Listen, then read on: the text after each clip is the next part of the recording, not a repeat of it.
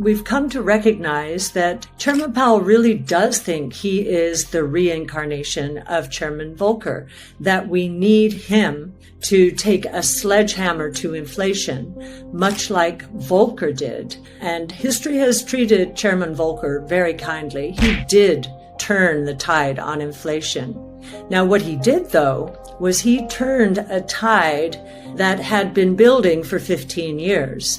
It started in 1964 with the Vietnam War and with the Great Society. So many social programs started at that time under President Johnson. And for 15 years, fiscal and monetary policy pretty much went rogue as we look at history. Even after shocks to the system, like the oil embargo and the stimulus that came about because of it, both monetary and fiscal policy, we never saw the kind of slowdown in monetary and fiscal policy that we're seeing right now.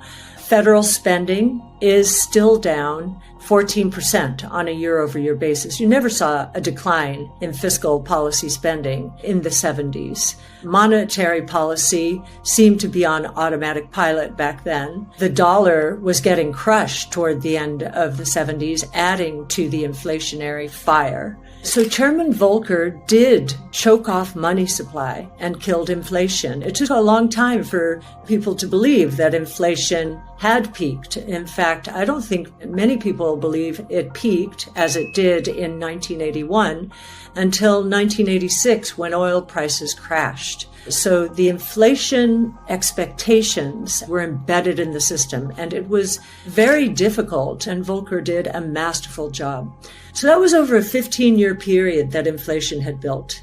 By the time the Fed got around to tackling it this time, it was not a 15-year problem. It was a 15-month problem. And from our point of view, it was caused primarily by shocks, major shocks to the system that we had never seen before. We had not had, since Spanish influenza, a global pandemic. And we did not have the supply chain problems, 2 years worth of them, that we had because of the COVID panic. And then, of course, we had another shock to top those off, and that was Russia's invasion of Ukraine. So these are shocks to the system. This was not a period of embedding inflation expectations, and yet Chairman Powell is taking a sledgehammer that is actually bigger, much bigger. It's at least 6 times bigger right now and could be 8 to 10 times bigger if the Fed does raise the Fed funds rate. And what do I mean by that?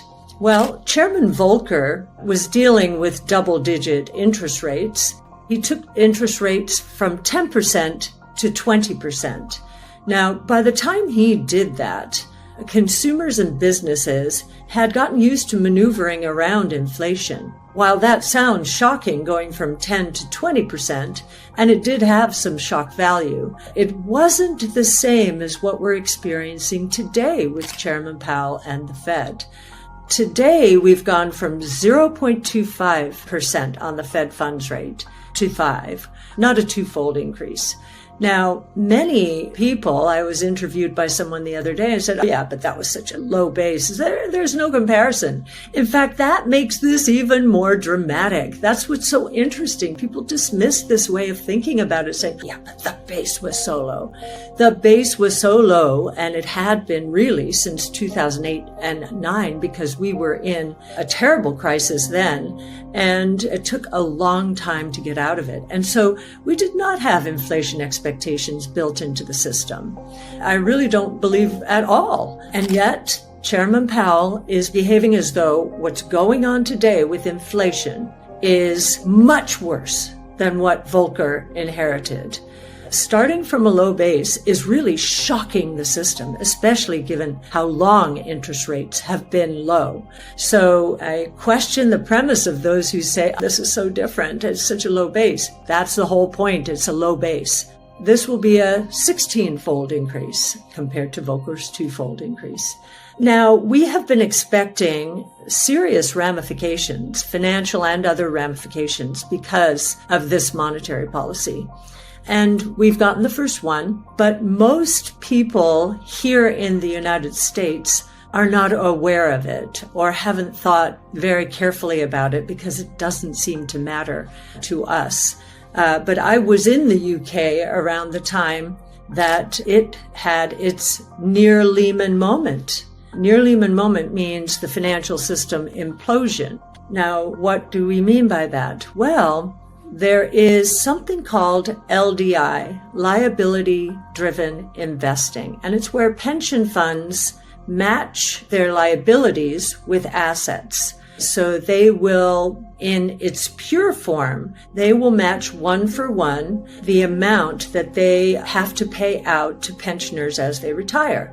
Now, it would be great if they did match assets with liabilities completely from a safety to the system point of view, but they don't. And with banks and a very low interest rate environment, they got used to using derivatives and taking shortcuts to try and accomplish the same goal. And after a very long period of very low interest rates, I heard someone say the other day, and we were talking about this LDI crisis in the UK, that the reason it's so serious is pension fund sponsors were beginning to think, and banks were beginning to think, that interest rates would stay very low for a very long time, for as far as the eye could see. And that assumption was built into the kind of derivative activity they were doing. No one expected a sharp increase in interest rates. Well, once that happened, pensions began getting margin calls, and they couldn't meet them. And in fact, if interest rates had gone to 8%, and I think they got to 6% over there, if they got to 8%, then according to some of the people close to that situation, whom we have consulted, then the pension system would have collapsed. But it wouldn't really have been the pension system. What really would have collapsed, if the pension funds were not meeting those margin calls, were the banks, the counterparties in this case for these derivatives. And so the Bank of England had to step in and basically say pretty much the same thing that Draghi said, the chairman of the European Central Bank in 2011.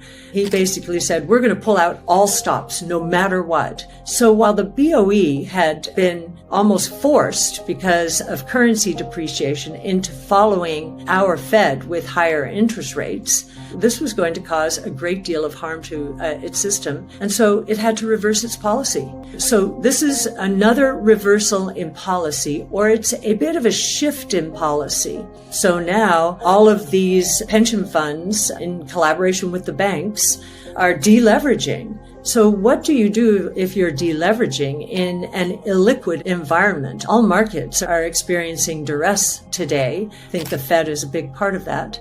So what do? You sell the most liquid assets. What are those? Those are government bonds.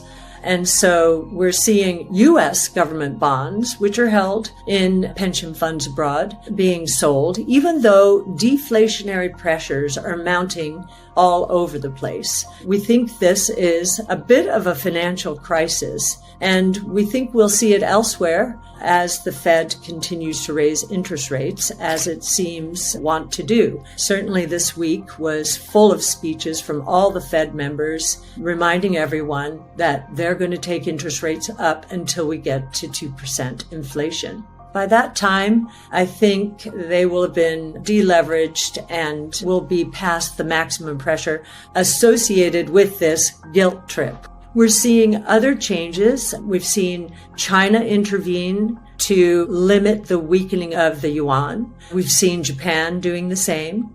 Now, what is that? What are they doing when they do that? Well, when Japan is trying to support its currency at 145 yen to the dollar, what it does is it sells dollars and buys back yen. Now, that's good in a way. It's doing some of what the Fed should be doing here.